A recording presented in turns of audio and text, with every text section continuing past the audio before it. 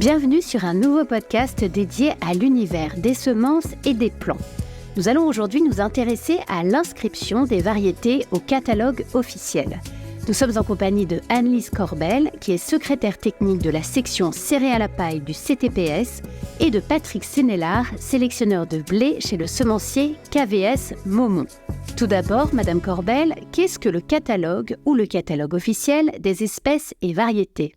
Le catalogue des variétés regroupe la liste des variétés dont les semences ou plants peuvent être commercialisés sur le territoire français. Est-ce que l'inscription au catalogue est obligatoire ? Et si oui, pourquoi ? L'inscription au catalogue est obligatoire pour les espèces cataloguées. La réglementation européenne définit donc la liste des espèces pour lesquelles l'inscription au catalogue est obligatoire. En céréales à paille, par exemple, le blé tendre ou l'orge sont catalogués, donc l'inscription est obligatoire, mais pas le petit épeautre, par exemple. Et l'inscription au catalogue permet de garantir à l'utilisateur, donc à l'agriculteur, une semence qu'on appelle saine, loyale et marchande, et qui permet de garantir une identité variétale et des performances associées à cette identité variétale. Au final, qui décide d'inscrire les nouvelles variétés ? En France, c'est le ministre en charge de l'agriculture qui décide de l'inscription des variétés et les publie au journal officiel. Il le fait sur proposition du comité technique permanent de la sélection des plantes cultivées, donc le CTPS, qui est un comité consultatif. Il émet des propositions au ministre qui décide de l'inscription in fine. Qui siège au CTPS ? Comment est-il organisé ? Chaque section CTPS comprend 30 à 50 membres issus des secteurs privés et publics. Donc sont représentés dans ces sections des représentants de l'administration, des experts scientifiques et des représentants de la filière semences, de la création, de la diffusion et de l'utilisation des variétés. Et cette instance participative permet d'élaborer des propositions qui sont collégiales et dans l'intérêt général. D'accord, et pour bien comprendre l'organisation, qu'est-ce que le GVES et quelle est sa relation avec le CTPS ? Le GVES, c'est un groupement d'intérêt public dont les administrateurs sont l'INRAE, le ministère en charge de l'agriculture et l'interprofession des semences, donc c'est MAE. Et le GVES a pour rôle en fait de conduire les études de DHS et de VATE en vue de l'inscription au catalogue. Il rapporte les résultats de ces études ensuite au CTPS. Parfait, merci. Monsieur Sénélard, pour un obtenteur, est-ce que c'est la finalité d'avoir une variété inscrite au catalogue ? La vraie finalité, c'est d'avoir une variété qui va être appréciée par les agriculteurs et qui donc vont avoir envie de la cultiver. Et pour pouvoir leur vendre des semences de cette variété, il faut qu'elle soit inscrite au catalogue ou à un catalogue. Et donc nous, ma première finalité de sélectionneur, c'est d'inscrire des variétés sur la liste nationale. Parce qu'on ne peut pas commercialiser des variétés qui ne sont pas inscrites au catalogue ? On doit être obligatoirement inscrit soit au catalogue national français, soit au catalogue européen. Et pour accéder à ce catalogue européen, il faut être inscrit sur un catalogue national d'un des pays de la communauté. Et ensuite, dans l'année qui suit, les variétés montent sur ce catalogue européen, et ce qui entraîne une autorisation de commercialisation dans l'ensemble de la communauté. Et des pays qui sont hors communauté, comme le Royaume-Uni depuis quelques années, ou la Suisse ou la Serbie, dans des pays assez proches, ne peuvent pas utiliser ce catalogue européen. Et donc, si on veut développer une variété dans l'un de ces pays, on est obligé de les inscrire sur le catalogue national de ce pays. Quelles sont les grandes caractéristiques demandées à une variété de céréales pour pouvoir être inscrite au catalogue français ? Il y a les études de DHS. Et la seconde, c'est les épreuves de VATE, valeurs agronomiques, technologiques et environnementales. Vous pouvez préciser ? Alors la DHS, il s'agit de vérifier que la variété déposée est distincte de toutes les variétés déjà connues et qu'elle est suffisamment homogène et stable pour conserver ses caractères phénotypiques de génération en génération. Donc la DHS permet d'établir la description des variétés et de garantir l'identité de la variété à l'utilisateur. Les études de VATE sont les études de valeur agronomique, technologique et environnementale. Il s'agit d'évaluer la valeur culturelle et la valeur d'utilisation des variétés déposées. Pour cela, des études pour évaluer le potentiel de rendement des variétés et leur valeur d'utilisation, leur résistance aux maladies ou à des facteurs biotiques. L'objectif est que la variété présente un progrès par rapport aux variétés déjà existantes que ce soit un progrès sur le niveau de rendement ou la résistance aux maladies ou la valeur d'utilisation pour les industriels, par exemple, en orge brassicole. Est-ce que la VATE est figée ou est-ce qu'elle évolue par rapport aux nouveaux enjeux ? La VATE évolue, les critères évalués évoluent en permanence selon les nouveaux enjeux, que ce soit l'apparition de nouvelles maladies ou des résurgences d'anciennes maladies qui reviennent, ou des nouveaux stress, des aléas climatiques. On travaille actuellement sur la mise en place d'évaluations à des stress thermiques ou hydriques en réponse à l'enjeu du changement climatique. Pour un sélectionneur, entre la DHS et la VATE, qu'est-ce qui est le plus contraignant, le plus compliqué à atteindre ?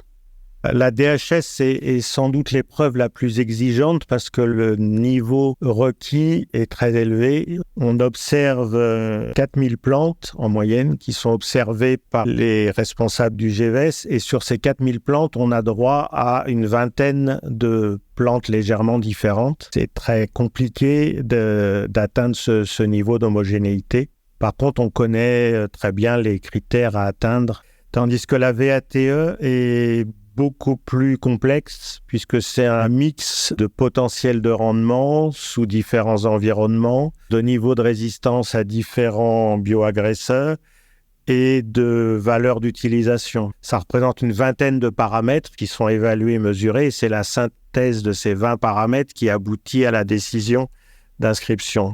Est-ce que toutes les variétés déposées sont inscrites au catalogue ? En céréales à paille, en moyenne, on inscrit 35% des variétés qui sont initialement déposées, en sachant que ce chiffre peut masquer de grandes disparités selon les espèces et selon les années. En général, c'est entre 15% et 45%. Et quand elles ne le sont pas, en général, c'est pour un niveau de performance insuffisant par rapport aux règles qui sont fixées. Les épreuves d'inscription ne sont pas juste un processus d'enregistrement et c'est vraiment une évaluation sélective et avec des critères qui font qu'un certain nombre voire un grand nombre de lignées finalement n'atteignent pas l'inscription. Si je prends notre exemple, sur 5 ans, on a déposé 45 lignées et donc on en a inscrites 19. Donc c'est un taux un peu plus de 40% entre les lignées qu'on choisit de déposer, qui nous paraissent intéressantes, et celles qui finalement ont le droit d'accéder au marché. Et une variété qui réussit à être inscrite au catalogue, est-ce qu'elle va forcément bien se vendre derrière ? Non, pas du tout. L'inscription est un élément nécessaire, mais qui ne garantit pas le résultat. C'est ce qui nous permet donc d'avoir le droit d'être commercialisés. Les variétés sont référencées ou non par les distributeurs, sont retenues par les agriculteurs. J'ai regardé sur les 5 dernières années, en blé tendre, on a inscrit 19 variétés au catalogue national. Il y en a 11 qui ont fait l'objet d'une commercialisation à différents niveaux et sur ces 11, on peut estimer que 7 ont un succès commercial. Tant qu'on parle d'argent, ça coûte combien d'inscrire une variété au catalogue ? Avec le barème de 2023, il faut qu'on budgète 6 100 € pour la première année, donc pour l'ensemble des études DHS et VATE. Et si la variété passe l'examen de première année et continue en deuxième année, il faut ajouter 7 255 €. Donc on arrive à 13 155 € auxquels il peut y avoir des coûts supplémentaires si on demande des expérimentations spéciales pour valider des résistances particulières telles que la mosaïque des céréales ou la résistance à un insecte qui s'appelle la cécidomie. Donc comme ce n'est pas obligatoire, on repaye ces expérimentations additionnelles. Et tout ça, j'imagine, sans compter l'investissement en recherche, développement et production de la semence.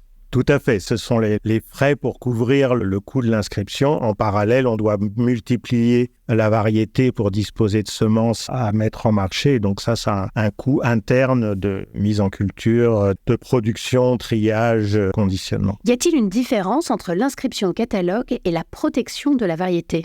L'inscription au catalogue permet la mise en marché de la variété sur le territoire et permet de garantir à l'utilisateur, aux agriculteurs, une identité et une performance associée pour la variété.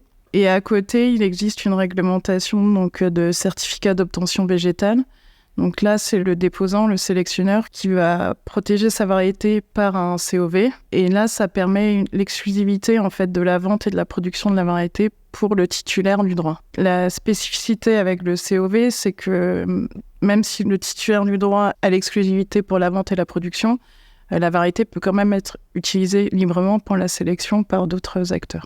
On pourrait résumer l'inscription de la variété à une garantie pour l'utilisateur et la protection de la variété à une garantie pour l'obtenteur. Une variété peut-elle être radiée du catalogue ? Et si oui, que se passe-t-il ? Que devient la variété radiée ? La variété est inscrite initialement pour une durée de 10 ans et ensuite elle peut être réinscrite tous les 5 ans. Une fois la variété radiée, le GVS informe le Centre de ressources biologiques céréales à paille, animé par l'INRAE, de la radiation de la variété. Et après accord du mainteneur, on envoie un échantillon de semences au CRB en vue de la conservation de la variété. D'accord, et peut-on réinscrire une variété ancienne ? On peut effectivement inscrire des variétés anciennes sur la liste de conservation, donc autrement appelée la liste C. C'est une disposition qui est prise en France depuis 2008 en application d'une directive européenne. Et donc là, il s'agit de vérifier que la variété déposée a bien une existence historique et qu'elle correspond bien à la variété ancienne, en fait. En céréales à paille, sont inscrites sur la liste C une variété d'orge, Aurore, et une variété de blé tendre à tif inversable. Et on étudie actuellement de nouvelles variétés anciennes pour l'inscription sur cette liste C. Pour finir, M. Sénélard, considérez-vous l'inscription au catalogue comme un frein ou plutôt comme un moteur dans votre travail d'amélioration des variétés ?